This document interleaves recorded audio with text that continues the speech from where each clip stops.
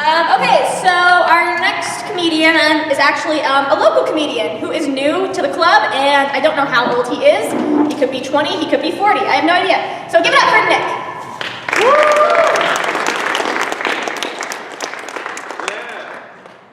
Wow, like fucking 40? Jesus Christ. Alright, how you doing, guys? I wish you could have got that door closed, because I'm going to say some outlandish shit right now. I think there's a hate speech rally going on. Yeah. Just start talking, I'll figure it out. Alright. Last year, he was talking about the holidays. You get over them. I'm tired of them. It's the one time a year now where it's like, now I have to feel bad about not giving some white bearded dude some change. Now I'm supposed to feel bad about that shit. I hate that. Every time in front of the store, they start ringing the bell. And I hate when people approach me outside the stores. It's my least favorite thing. And I finally decided I had enough of it. This actually happened to me. This guy came up to me, he was like, excuse me, sir. Excuse me, sir. Excuse me, sir. Do you believe in the ethical treatment of animals? So sick of it, I was like, fuck yeah, I do. He was like, great, because I need you to sign. I didn't even let him finish. I'm like, because sad animals taste fucking disgusting. Tears, it's too salty there. He's like, you're a monster. I'm like, no, I'm an animal. Show me some respect. I bought like 3 roasts and walked it right past him too on the way out. Fuck you, man. Oh my god, I can't tell some jokes. I'm trying to tone it down. You guys are all, do you consider yourselves millennials too? Right? I don't want to assume anyone's generation in here. I know I'm on campus. Well, that's good. I mean, one good thing with, like, we have to admit that our priorities are fucking stupid. As a whole, like, millennials, we just got dumb shit in mind all the time. Like, if we, I mean, there's Nazis and shit. If there was concentration camps, if that came back, the first thing people would ask is like, is there gonna be Wi-Fi? I don't know, what's the big deal? We're dumb, but at least we can laugh at ourselves, you know? And like, I remember the last election, Bernie Sanders, he's huge with millennials because he made that promise. He's like, anyone who works 40 hours a week doesn't deserve to live in poverty. People lost their fucking mind. And I just know my generation, I know in 10 years it's gonna be like, anyone who spends $10 on a burrito should not have to pay extra for guac.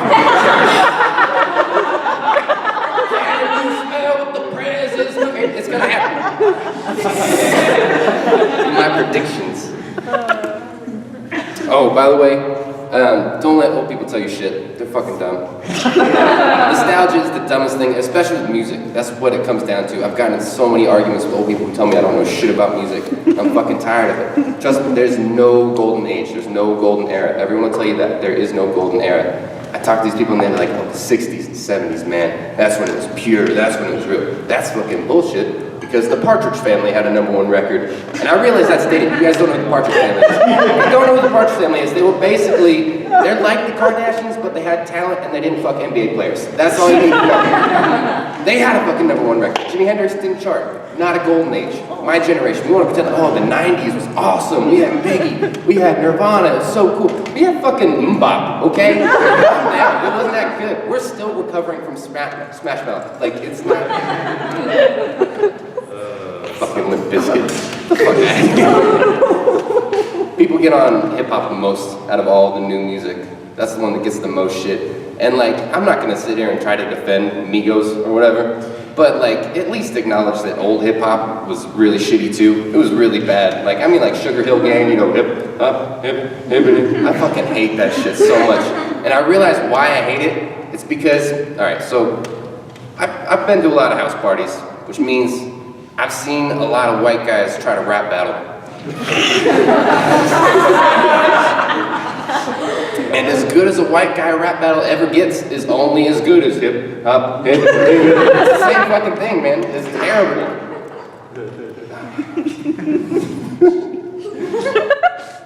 Do you guys want a story or do you want some one-liners? Yes. I'll give you one each because I got a story I really wanted to tell.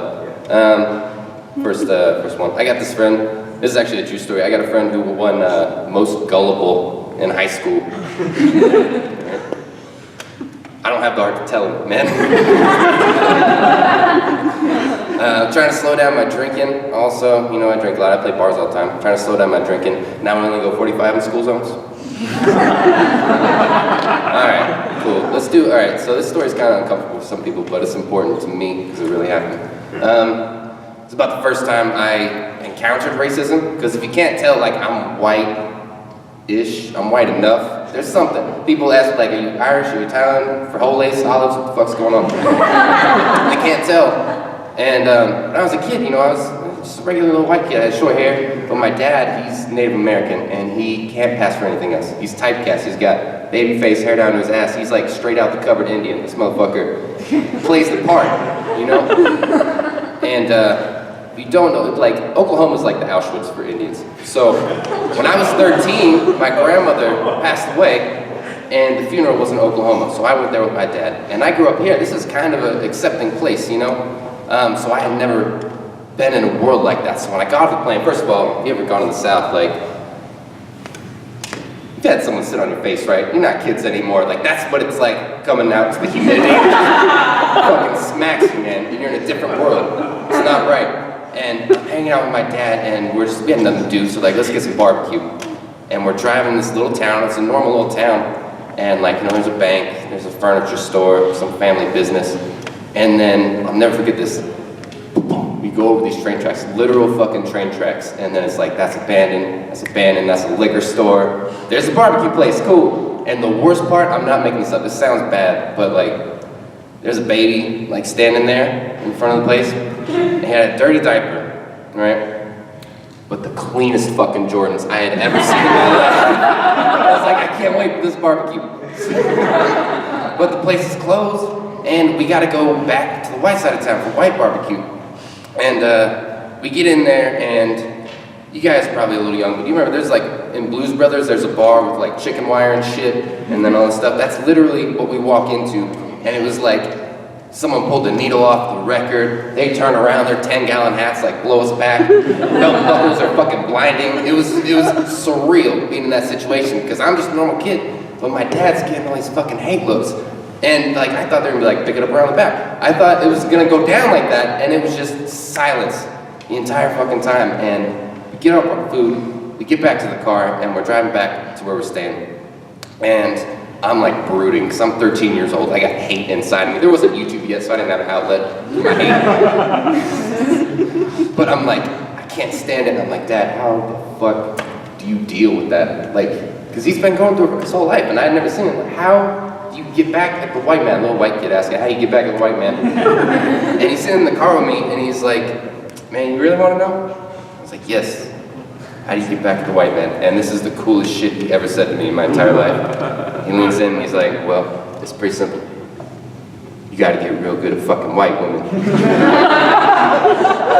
I did the math, it checks out, it's perfect math. Because if you fuck all the white women, then there's no more white babies, there's just beige babies. And they're way less aggressive. Beige babies are fucking awesome, man. Beige men don't build walls, you know what I mean? Beige men, I had a guy in the back, I said that one time, he was like, Chinese people built the wall!